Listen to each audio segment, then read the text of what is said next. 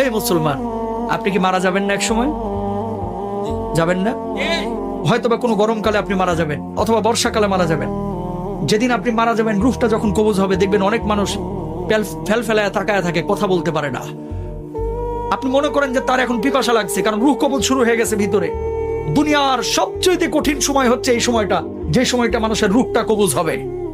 তখন আপনি যে এই যে মুখে পানিটা ঢেলে দেন, দেখবেন যে পানিটা গিলতে পর্যন্ত পারে না, ঠোঁটের দুই কিনারা দিয়ে ওই পানিটা বের হয়ে যায়। আল্লাহু আকবার।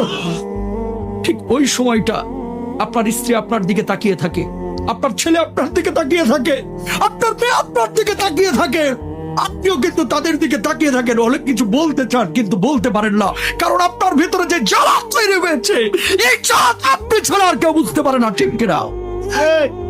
যখন মালাকুল মাউত রূহটা কবুল শুরু করে, মানুষজন যারা অপরাধী বারবার একটা কথা বলে, ও মালাকুল মাউত, এবারের মতো আমাকে ছেড়ে দাও, আমাকে নিও না, এবারের মতো তুমি আমাকে ছেড়ে দাও, আমাকে নিও না, আমাকে 10টা দিন সময় দাও, 2টা দিন সময় দাও।